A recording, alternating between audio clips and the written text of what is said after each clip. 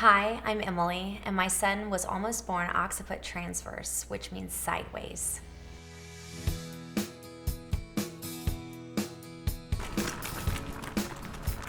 My name's Emily Peterson. My husband is Tim. Our oldest son is Samuel. We call him Sammy, and he is almost 6. And then we have our youngest, Miles, who's almost 3. Our first labor process with our oldest son was nothing like we had imagined. Sammy was posterior in labor, so his spine and my spine were grinding with every contraction. It was one of the most painful things I've ever been through. And after 2 hours of laboring, they told me that I was gonna have to be put under and go into the OR. So after creating something for 9 months, 9.5 months, and then realizing you're not gonna get to see him come into the world was a very devastating blow for me. And so when we got pregnant with Miles, we wanted it to be different. So we were hoping it would be different. And so there was a healing that we were expecting to come with this birth. I had done everything proactive that I thought I could do to get myself set up for the best success. I had seen a chiropractor. Miles was transverse, he was on his side, like sideways, and the chiropractor that we saw, we were able to turn him. And so I had done that. I said, okay, I've got him ready. This one is in position.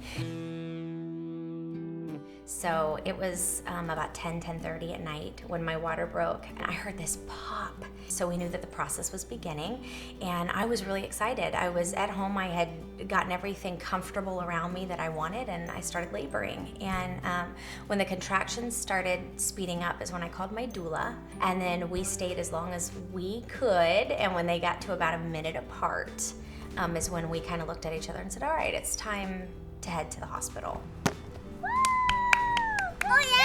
Got to the hospital and they checked me and I was only 4 centimeters, and I thought there is no way I am in enough pain that this should have progressed faster. And after 17 hours of laboring, I said to my doula, I need the edge off. So after talking it through, we got the epidural. Unfortunately, the epidural maybe worked for an hour and then it wore off again. So at one point in the laboring process, the pain had gotten bad enough again that I had said to them, I need another epidural. And everybody said, please don't. It's because the midwife had pulled my doula out in the hallway and said, if she gets this second epidural, we will take her to the OR. So they all knew that if I had given in, I was not gonna have him the way that I wanted to have Miles.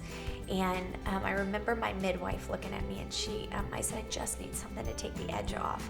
And she said, this is the edge that you need to get your baby out. So I don't want to give you that edge off. I was able to have him the way that I wanted to. And again, I give credit to my chiropractic care and the doula. I know that is the reason why I had him the way that I had him.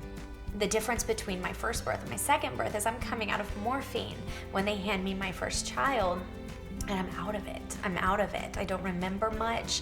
Things were foggy. With my second child, Miles, I was able to pull him out and put him on my chest and just love on him. And I was screaming hallelujah, and I was singing to him, and the healing flooded in. It was awesome.